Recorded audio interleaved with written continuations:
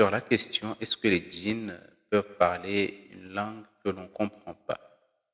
Les djinns, ça dépend du corps auquel ils se trouvent. Si le djinn se trouve dans un corps auquel la personne parle français, bah, le djinn va parler français.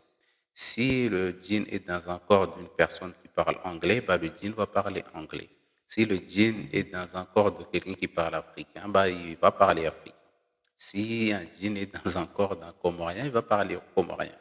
En fait, le djinn, il s'adapte au langage du corps auquel il se trouve.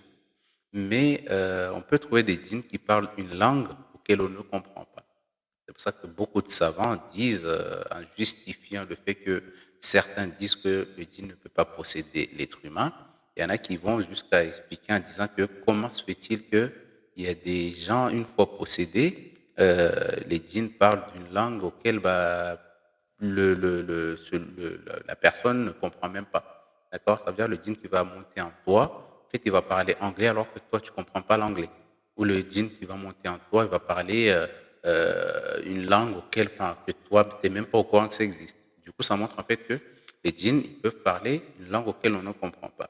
Donc, quand on est raki, justement, quand on est raki ou quand on est quelqu'un qui soigne avec le Coran, en fait, nous, on n'a pas besoin que le djinn comprenne notre langue ou qu'on se comprenne. Parce qu'en fait, nous, la langue universelle pour le raki, entre le raki et le djinn, c'est le Coran. Donc, du coup, nous, on va lire le Coran sur la personne. Même si le djinn, il monte, il parle anglais, je ne comprends pas, bah, je vais continuer à lire. En fait, moi, dans ma tête, c'est qu'il faut que je lise des versets qui vont aller dans le sens de proposer l'islam, des versets qui vont aller dans lui montrer le paradis, l'enfer, qui est le prophète Isa, s'il dit qu'il est chrétien, etc. En fait, je vais aller dans ce sens-là. Mais le djinn, dans ta question, le djinn peut parler une langue auquel on ne comprend pas. Oui, ça existe beaucoup. Hein. Moi, je suis tombé un jour sur des djinns qui parlaient mais des fois, en fait, c'est compliqué. En fait, si tu tombes sur une personne, sur un djinn, qui parle une langue que toi, le raki, tu comprends pas, c'est très, très compliqué parce que lui, il va dire des choses. Il va vouloir t'expliquer des choses, mais comme on ne se comprend pas, et une fois, une fois, je suis allé, je lisais sur une maman avec ses enfants. Après, il y a un djinn qui monte et qui commence à parler. Et il parlait malgache. Et moi, je comprenais pas le malgache. Du coup, j'ai appelé tous les gens que je connaissais qui parlaient que je pensais qu'ils comprenaient le malgache.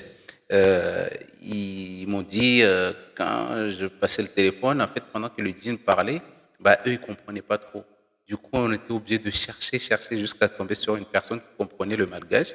Et à partir de là, c'est à partir de là qu'on a commencé à comprendre en fait ce que le djinn voulait dire. Parce qu'il y a des djinns, en fait, ils vont se bloquer. Ils vont pas vouloir partir parce qu'en fait, ils ont une information des fois à dire ou ils ont quelque chose à dire, pourquoi il ne peut pas partir, pourquoi il a ceci, il a cela. Donc, du coup, c'est bien si on se comprend. Comme ça, s'il dit quelque chose, c'est pas qu'on va discuter avec le djinn et faire des pactes avec, non, c'est pas loin de là. Mais en fait, c'est juste pour expliquer que si un djinn parle une langue auquel le raki ne comprend pas, en fait, la séance reste de durer un peu plus longtemps parce que le djinn lui explique et le raki ne comprend pas. Donc, du coup, ça peut causer ça peut allonger, en fait, la séance. Parce que même si le djinn, il te dit qu'il part pas, mais comme on se comprend pas, bah, on a l'impression qu'il est parti alors qu'il est toujours là. En fait, il y a vraiment pas mal de choses quand même à comprendre dans ce monde invisible et de comment, etc.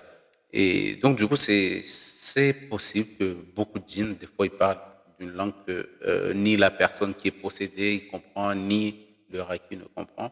Et donc, du coup, ça peut provoquer pas mal de difficultés justement au niveau de la séance. Mais il y a des djinns qui parlent d'autres langues que ta langue à toi.